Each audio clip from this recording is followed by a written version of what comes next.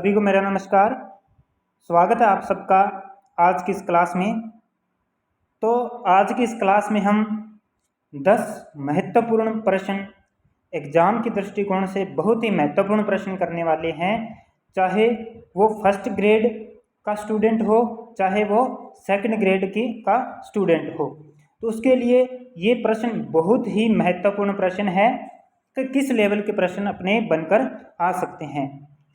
तो प्रश्न बहुत ज़बरदस्त है।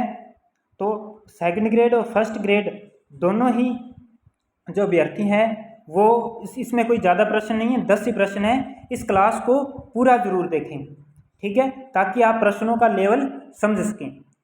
तो ज़्यादा समय न लेते हुए शुरू करते हैं आज की क्लास।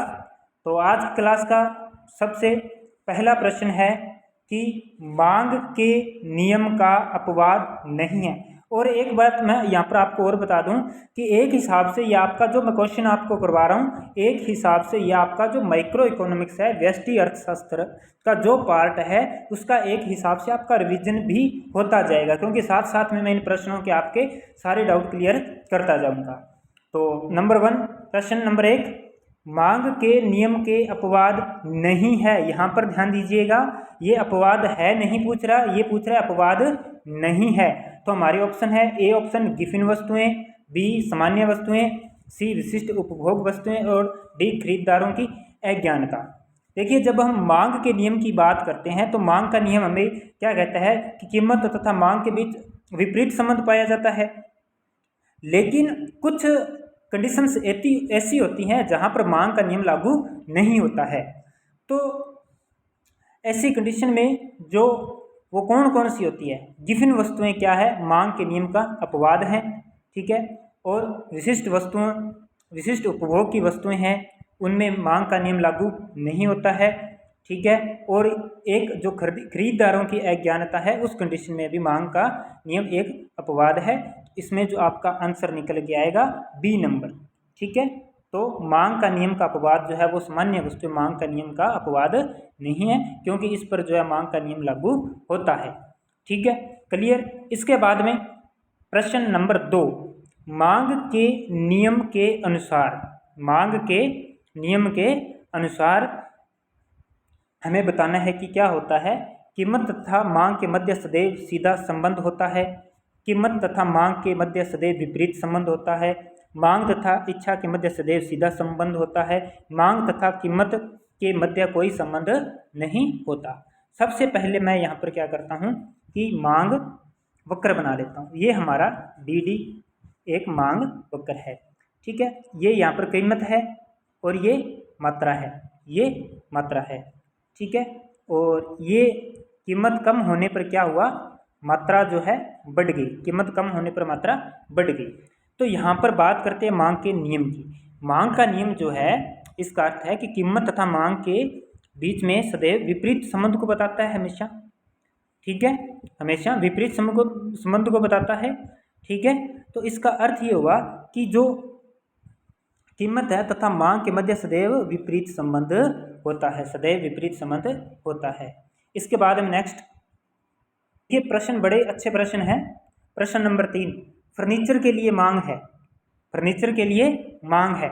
हमारे ऑप्शन है ए उपभोक्ता मांग, बी स्थायी मांग, सी उत्पादक मांग, डी ए और बी दोनों। पहले तो यहाँ पर हम उपभोक्ता मांग क्या है, स्थायी मांग क्या है, उत्पादक मांग क्या है, इसकी बात करते हैं, ठीक है। सबसे पहले तो मैं ये कह दूं कि बता दूं आपको, उपभोक्ता मांग वह होती है जब कभी वस्तुओं की मांग उपभोक्ताओं द्वारा सीधे उपभोग के लिए मांगी जाती है। वस्तुओं की मांग उपभोक्ताओं द्वारा सीधे उपभोग के लिए मांगी जाती है, तो वो है उपभोक्ता मांग होती है। स्थायी मांग वह होती है जिसमें वस्तुओं का उपभोग लंबी अवधि यानी कि दीर्घ अवधि तक चलता रहता है, ठीक है। तो ये आपकी उपभोक्ता मांग होगी और ये स्थायी मांग होगी। अब बात करते हैं हम उत्पादक मांग की। उत्पादक मांग वह है जो किसी उत्पादक द्वारा अन्य वस्तुओं के उत्पादन के लिए मांगी जाती है। तो अगर कोई फर्नीचर है, जैसे कोई टेबल है, कुर्सी है, तो इनकी मांग कोई अन्य उत्पादन करने के लिए थोड़ी मांगेगा, वो तो अपने उपयोग के लिए मांगेगा, उपभोग के लिए मांगेगा। तो इसमें जो है तो ए और बी यानी कि हमारा डी नंबर इसका आंसर होगा, यानी कि ए और बी दोनों फर्नीचर के लिए मांग जो है उपभोक्ता मांग और स्थायी मांग दोनों होंगी। ठीक है, इसके बाद में बात करते हैं मांग के नियम के अपवाद हैं। अब वहाँ जो पहला प्रश्न किया था उसमें तो पूछा था मांग के नियम का अपवाद नहीं, और इसमें पूछ रहे हैं मांग के नियम का अपवाद है। तो यहाँ पर हम बात करते हैं तो घटती सीमांत उपयोगिता, गिफिन विरोधाभास। देखिए मांग का नियम का अपवाद पूछा है तो सीधा सीधा आपको पता ही है, अभी मैं बता के गया हूँ, गिफिन विरोधाभास जो है ये मांग के नियम का जो है अपवाद है। इसके बाद में प्रश्न नंबर 5, देखिए 5 नंबर प्रश्न क्या कह रहा है, जब मुद्रा की पूर्ति में कमी होती है, जब मुद्रा की पूर्ति में कमी होती है तब वस्तुओं की कीमतें, यानी कि जब मुद्रा की पूर्ति में कमी हो जाए तो वस्तुओं की कीमतें क्या होती हैं, बढ़ती हैं, स्थिर रहती हैं, घटती है, या उनमें क्या परिवर्तन आता है। देखिए जब मुद्रा की पूर्ति में कमी होती है तो जो वस्तुओं की कीमतें हैं वो भी घटती है। ठीक है, और अगर मुद्रा की पूर्ति में वृद्धि होगी, मुद्रा की पूर्ति बढ़ेगी तो वस्तुओं की कीमतें भी बढ़ेगी। ठीक है, तो इसका क्या आएगा, इसका बी आएगा, जब मुद्रा की पूर्ति में कमी होती है तो वस्तुओं की कीमतें घटती हैं। ठीक है, इसके बाद में बहुत अच्छा प्रश्न है एक बार फिर, आराम की वस्तुओं की मांग कैसी होती है, आराम की वस्तुओं की मांग कैसी होती है, अत्यधिक लोचदार होती है या लोचदार होती है, अलोचदार होती है, किस टाइप की मांग होती है। तो देखिए इसे थोड़ा समझने की कोशिश करते हैं कि जो आरामदायक वस्तुएं होती हैं या हम इन्हें विलासिता की वस्तुएं भी कह सकते हैं। ठीक है, इनकी पूर्ति में वृद्धि होती है, तो पूर्ति में वृद्धि के साथ साथ क्या होता है, जो सीमांत उपयोगिता है वो धीरे धीरे कम होती है, धीरे धीरे कम होती है। इसके परिणाम स्वरूप क्या होता है कि उनके मूल्य में थोड़ी सी कमी हो जाए तो उस कमी के कारण उनकी मांग क्या है, बहुत ज़्यादा बढ़ जाती है। ठीक है, तो मांग यानी कि कीमत में कमी आने के कारण मांग बढ़ जाना, तो ऐसी जो वस्तुएं होती हैं वो उनकी जो लोच है वो मांग की लोच है वो लोचदार होती है, यानी कि जिन वस्तुओं की सीमांत उपयोगिता में धीरे धीरे गिरावट आती है उनकी मांग जो है वो लोचदार होती है। ठीक है, तो इसका आंसर होगा बी नंबर। ठीक है, अब चलते हैं अगले प्रश्न की ओर। देखिए प्रश्न नंबर 7, आयताकार अति प्रबल्य आकार की मांग वक्र के सभी बिंदुओं पर निम्न में से क्या होता है। देखिए ए नंबर ऑप्शन है एक समान ढलान एवं समान बिंदु लोच, बी नंबर ऑप्शन असमान ढलान एवं असमान बिंदु लोच, सी नंबर असमान ढलान एवं एक समान बिंदु लोच, डी नंबर ऑप्शन एक समान ढलान एवं असमान बिंदु लोच। तो सबसे पहले हम क्या करते हैं, आयताकार अति प्रबल्य आकार जो आकृति होती है वो अपने आकृति बनाती हैं। ठीक है, तो ये जो आकृति है हमारा चित्र बनाएं तो ये है आयताकार अति प्रबल्य आकार। अब इसने क्या कहा है, असमान ढलान एवं हमें बताना है कि उसका ढलान कैसा है और उस पर लोच क्या होगी। देखिए जो ये आयताकार अति प्रबल्य आकार आकृति होती है, पहली बात मैं इस पर बता दूं, इसके प्रत्येक बिंदु पर जो है मांग की लोच इकाई के बराबर होती है। ठीक है, प्रत्येक लोच इकाई के बराबर होती है। जैसे मैं यहाँ पर ये बनाता हूँ, ठीक है, जैसे ये मान लो ए बिंदु है, ये बी बिंदु है और ये सी बिंदु है। ये जो ए बी सी बिंदु है यहाँ पर मांग की लोच क्या होगी, समान होगी। क्या होगी, समान होगी, यानी कि हमारा ए नंबर ऑप्शन, ठीक, सॉरी ये बी नंबर ऑप्शन और डी नंबर ऑप्शन तो गलत है। ठीक है, अब ए और सी में से हमारा कोई आंसर है। अब देखिए जब हम इस वक्र को देखते हैं तो हर एक बिंदु पर इसका ढलान क्या आएगा, अलग अलग है, समान ढलान नहीं है, असमान ढलान है।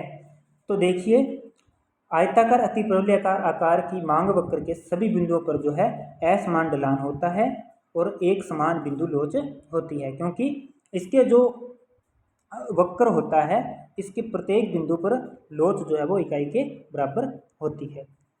ठीक है, तो इसका सी नंबर आंसर होगा, असमान ढलान एवं एक समान बिंदु लोच। अगला प्रश्न देखते हैं, प्रश्न नंबर 8, मांग के निम्नलिखित तत्व होने चाहिए।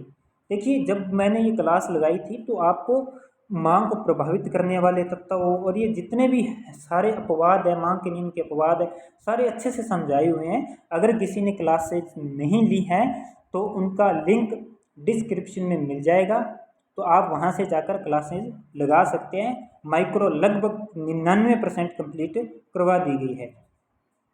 मैक्रो चल रही है, स्टैटिस्टिक भी चल रही है। अब बात करते हैं प्रश्न नंबर 8।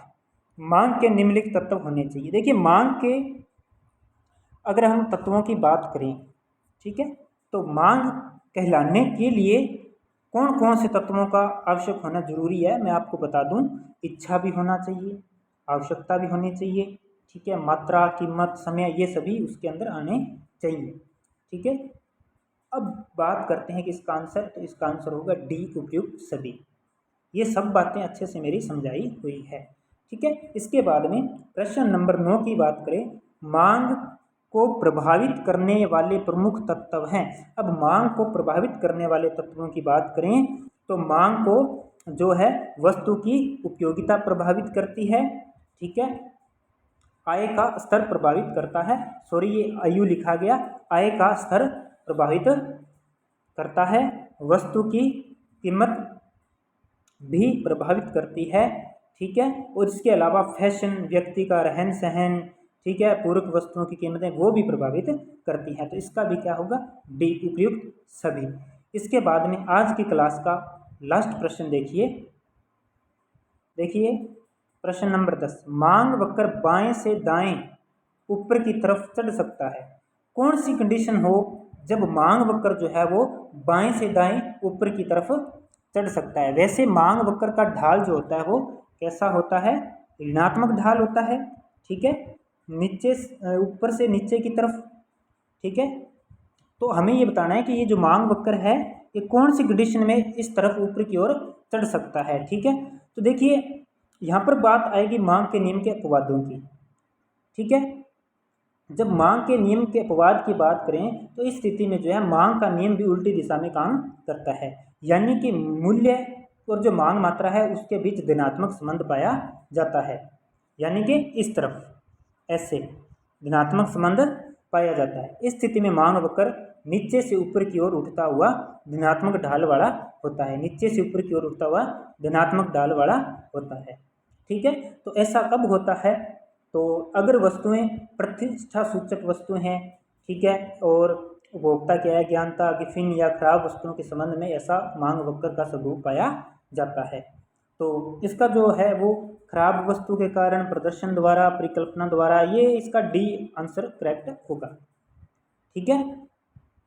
तो ये आपके 10 महत्वपूर्ण प्रश्न थे, 10 महत्वपूर्ण प्रश्न थे, तो काफ़ी अच्छे स्तर के प्रश्न थे।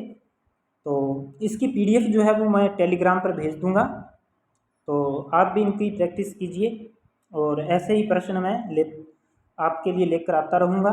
अगर किसी ने टेलीग्राम चैनल ज्वाइन नहीं किया है तो टेलीग्राम चैनल को ज्वाइन कर लीजिए, चैनल को सब्सक्राइब कीजिए, शेयर कीजिए, लाइक कीजिए और कमेंट कीजिए। तो मिलते हैं नेक्स्ट क्लास में। Thank you.